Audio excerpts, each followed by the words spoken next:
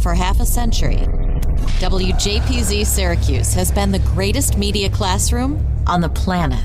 We've trained students from the 1970s to the 2020s on how to run a professional radio station. But the lessons learned and relationships formed go far beyond studios and transmitters. Taking a look back through the eyes of those who experienced it. This is WJPZ at 50.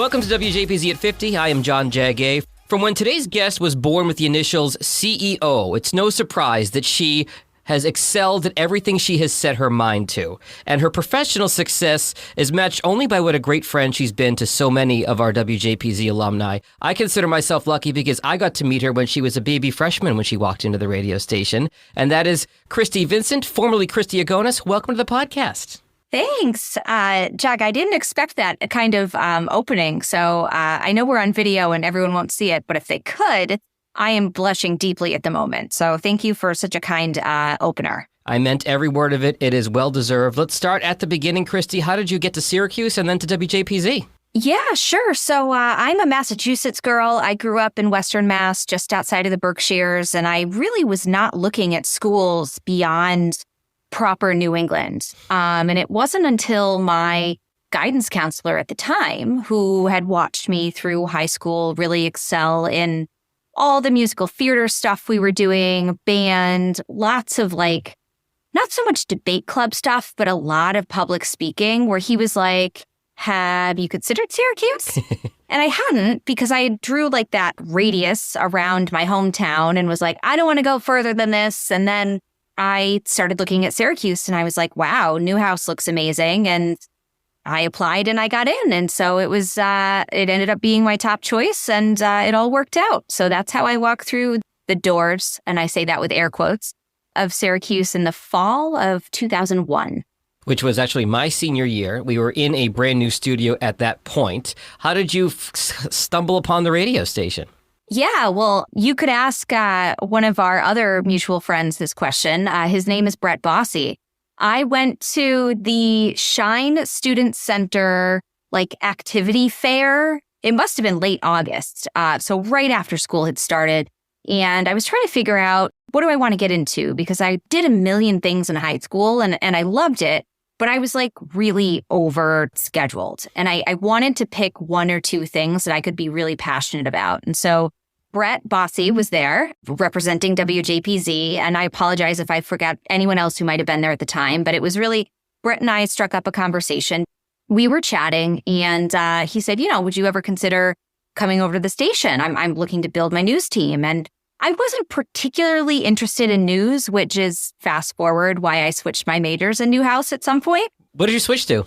Television, radio, and film. Okay. But I still pretty much took the same classes, so I don't know if it really mattered. But at any rate, he sold me on the studio and he was like, great, you start next week. And it was you land your first gig. And I was like, I have no idea how to do the news. So that was fine. I learned on my feet. But that was my entry. It was that activity fair, and it was a really kind face in a really big sea of people. And that's how I started. I'll embarrass him by mentioning, I think Brett still brags about the fact that he was the one that found you and brought you into the radio station all these years later. It was him selling the news program and the station itself. So take the credit, Brett. You're the reason why. So you walk in the radio station to do news, and what else do you end up doing in your involvement in the station from there? Well, it was really interesting, actually. So I was part of the news team, and I started doing it was afternoons on maybe Tuesdays and Thursdays, and it was the 89-second news update. Yeah. And I got really excited about that because, having to pace yourself and get it spot on, that was really cool. And so I don't remember what time of year it was that I started to do more than just news, but at some point, Josh Wolff, he needed a news person to fill in for the morning show. And I was like, well, I'm sort of a morning person. I can do that. And I didn't realize that it was 6 o'clock in the morning on a Thursday, I think. But I did it and I loved it. And I stayed for the whole thing. I think I was only supposed to do maybe the news updates the first couple hours. And I just ended up staying and really hit it off in terms of the content that we were working on and the music and all of it. And so that was how I transitioned quite quickly into afternoon news updates to morning show co-hosting. So this is your freshman year with Josh? Yes, this was freshman year. And where does it go from there? So I joined WJPZ in August of 2001, and I was doing news. Yep. And as everybody knows, a few weeks later was 9/11. Right. And at the time, that was a real moment for me where I was like, holy cow, the news is real dark at the moment. This is a really heavy subject matter for a just turned 18-year-old.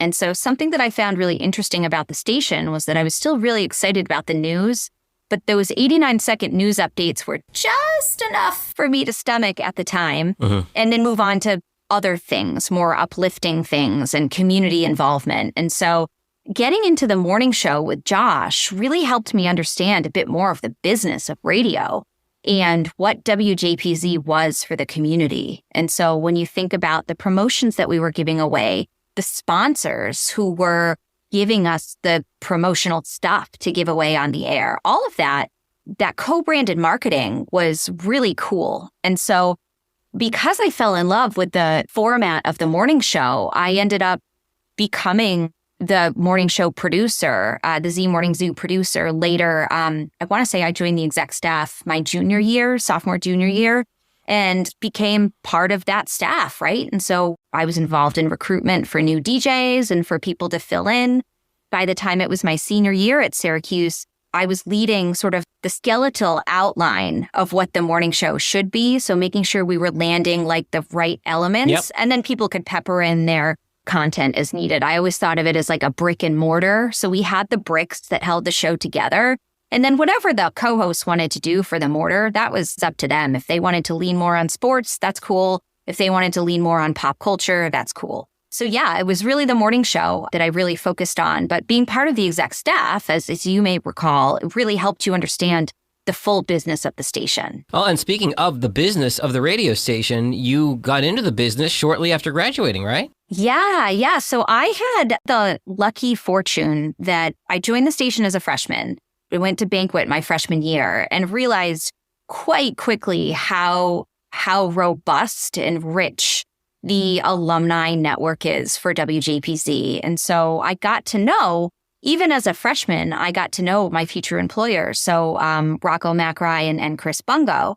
And, there's everybody else in there too. I'll talk about Brian Lapis and Matt Friedman and all of our other friends later. But I had known these individuals, my upbringing at Syracuse. And so, yeah, when senior year rolled around and their company PromoSuite was looking to hire, I knew that Jana Fiorello had already landed a place there. And I was like, wow, that's a really cool next step in terms of what do you do after Syracuse? They were in the market I wanted to be in. They were focused on an industry I was very passionate about. And so I went for it and I got it. And it was great. I was pretty excited that I had a job before I graduated. Like I knew a job was coming right after I graduated. So thank you, Chris. Thank you, Rocco, for always being the start of my career. I couldn't have done it without you. You were one of the lucky ones. What did you do at PromoSuite? So I was an account executive there. So I was doing primarily new business sales, but there were some things where like you would own a market or a cluster of stations and maybe you'd signed on a few of the stations in the cluster to PromoSuite, but there were still other stations. And so most of it was new business development, but some of it was like existing account management or upselling. Got it. And from PromoSuite, what was next? From PromoSuite, I continued to stay in the radio sector. I actually went on to work for Sirius Satellite Radio for a number of years.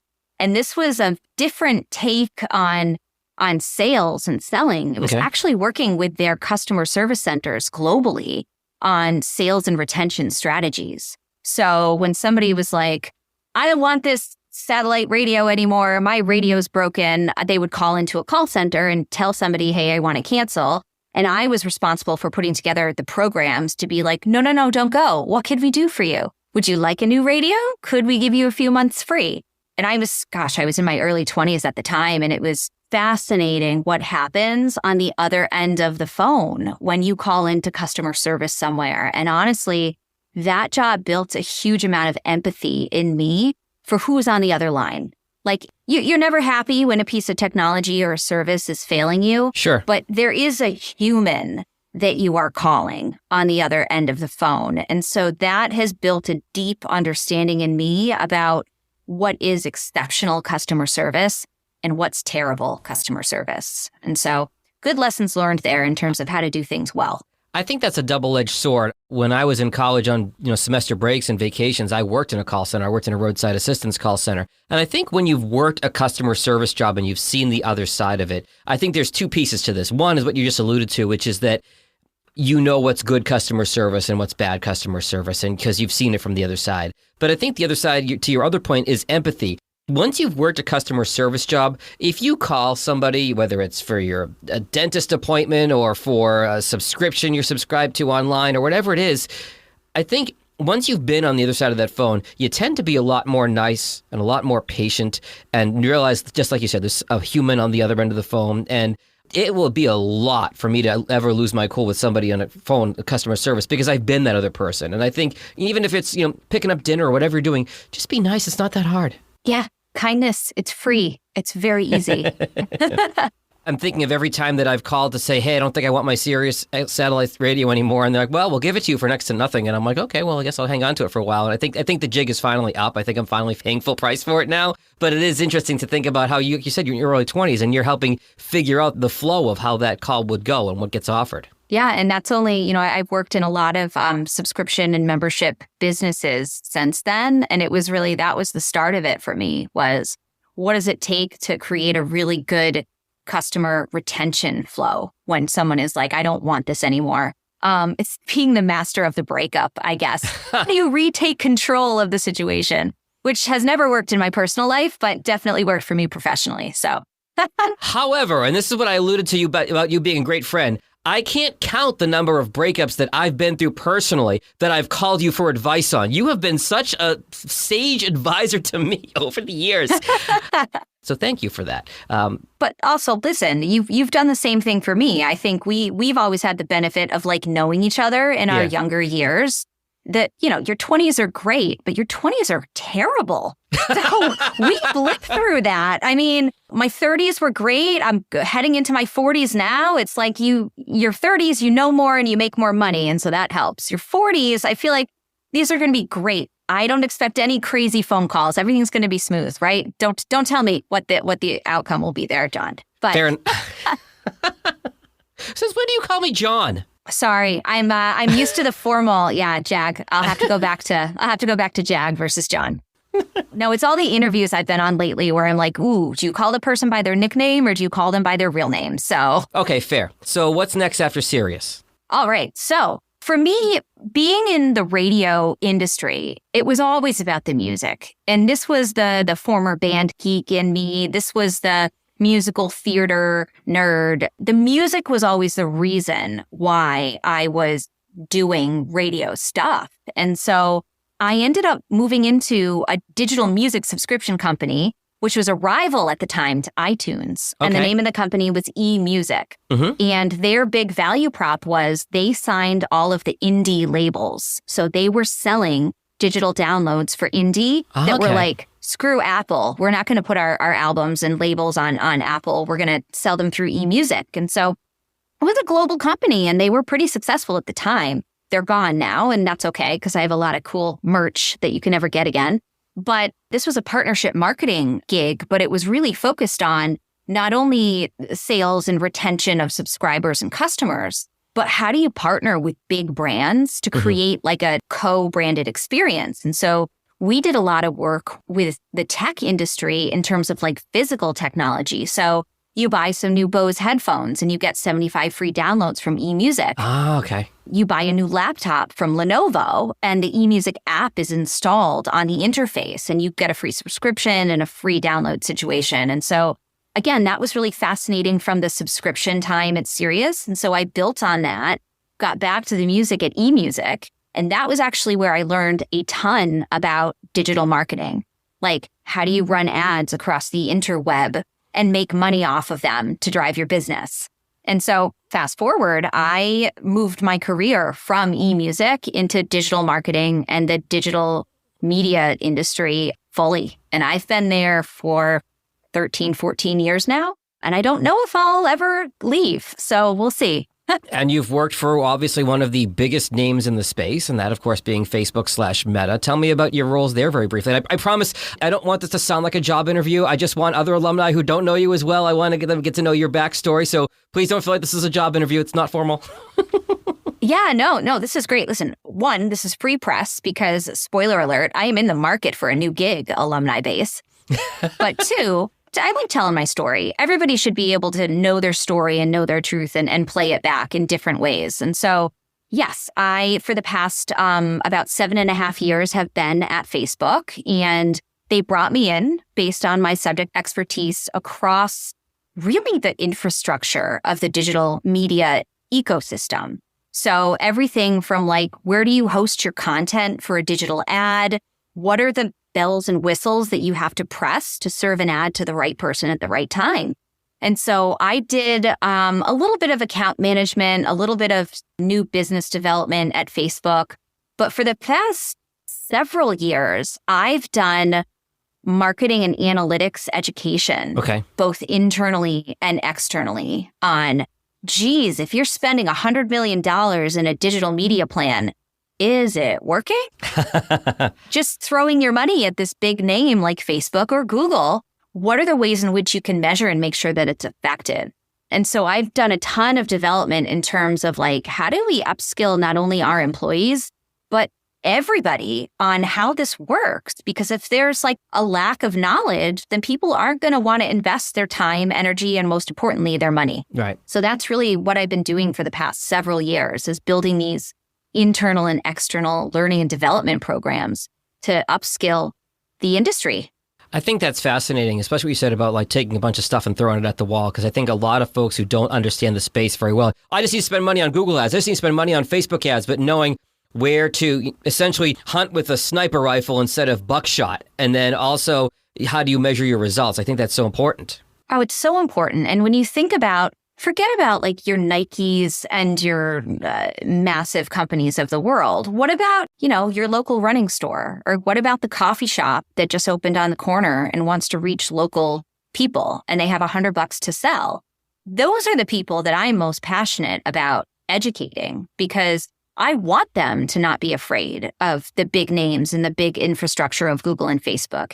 Anybody should be able to go into these platforms and spend their money and make an investment and get that money back like 2 times at least. So 2x return is what I always strive for.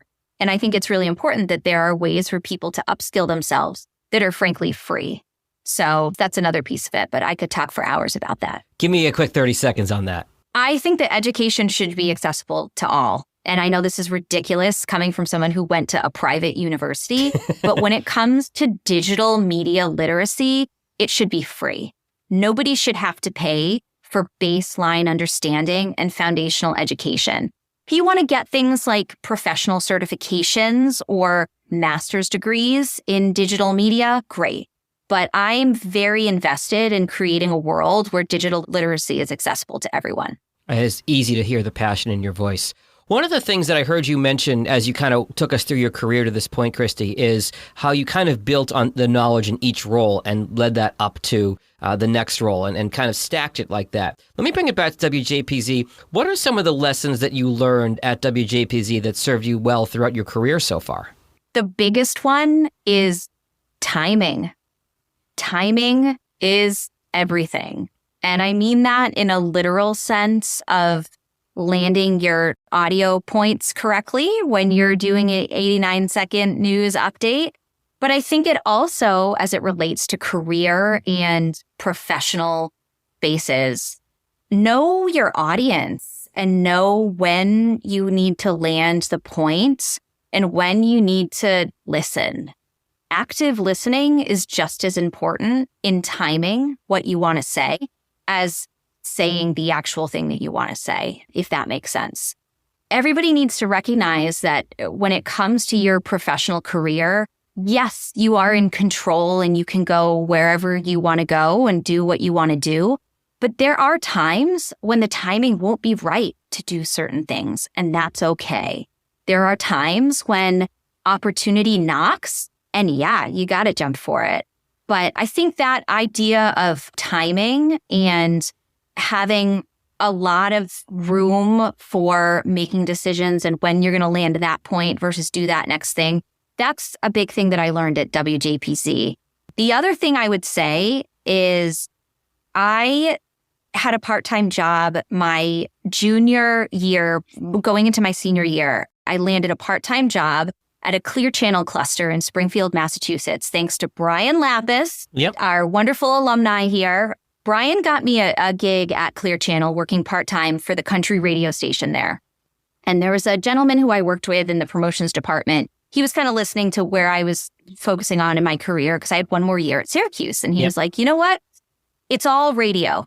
No matter what you do, you're going to find out that it's all radio. And at the time, I didn't really understand that. I was like, okay, dude, that's great. Can I get my paycheck? Like, I just set up for this event. I'm going to go. Bye. Wow, you got paid.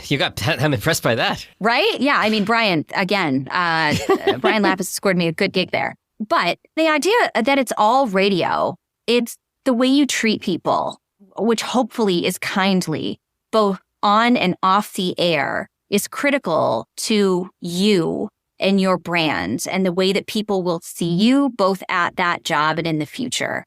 I think the commitment, the pressure, the challenges, the perseverance that you experience when you're in the radio industry, whether you're on the air or off the air behind the scenes. True. All of that is something I took with me from, when I was 18 years old up until when I'm an undisclosed age now.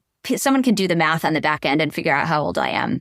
And then lastly, I would say finding your voice is so important. And I will definitely say that WJPZ helped me find and polish and foster my voice in a way that I know my voice can drive meaningful change. Wow. And so thanks, WJPZ.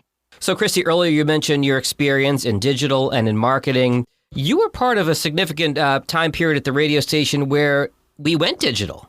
Yeah, that was wild. I mean, again, this is back when I was, I think, 18, 19, and I didn't have the tech chops that I now do in terms of like a physical hardware, frankly, but also computer software.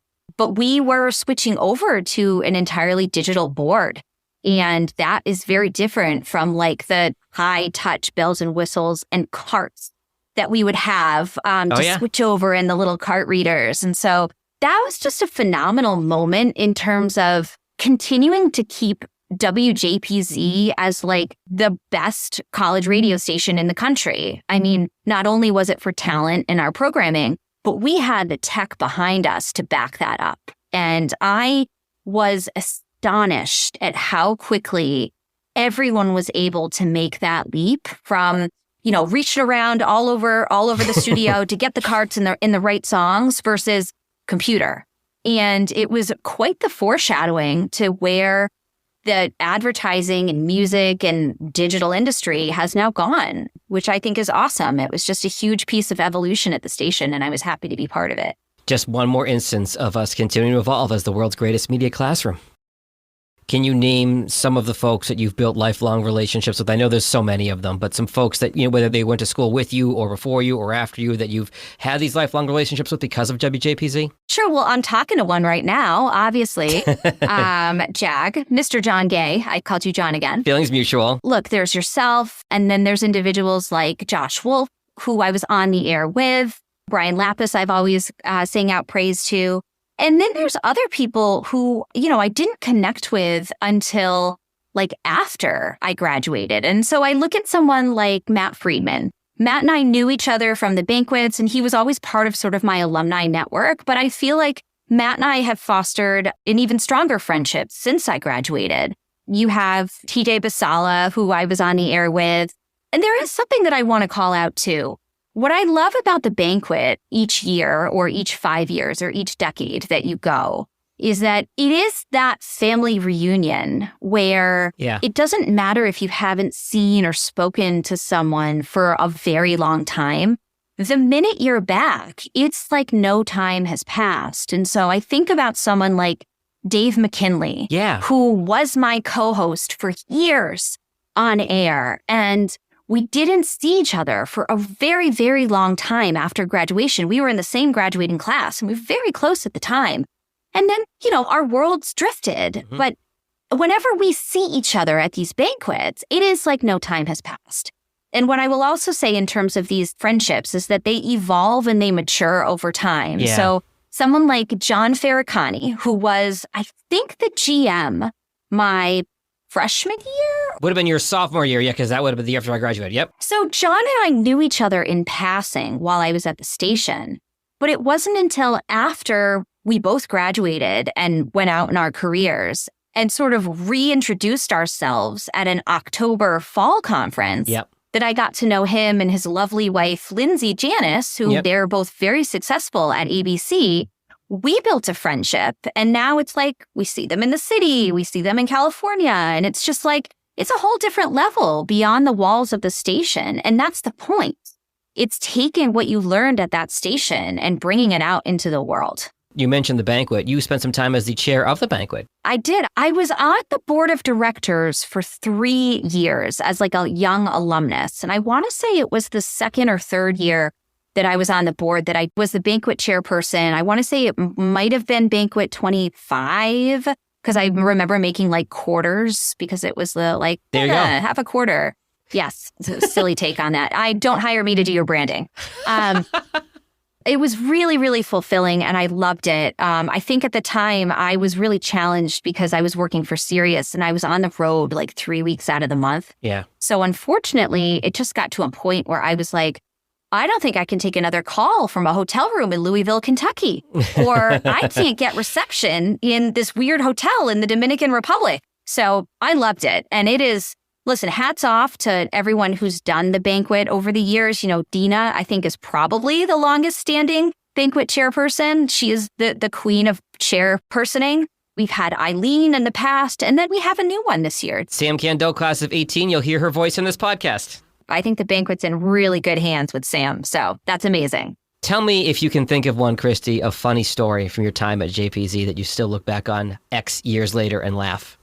This is a little, it's like indirect JPZ. It's related to my transit to the station every morning for the Z Morning Zoo. So my freshman year and sophomore year, I lived in Day Hall and Sadler Hall, respectively. Yeah. They're pretty far away from the station. And you have to leave at like, 5 o'clock in the morning to get over to the station and set up and prep.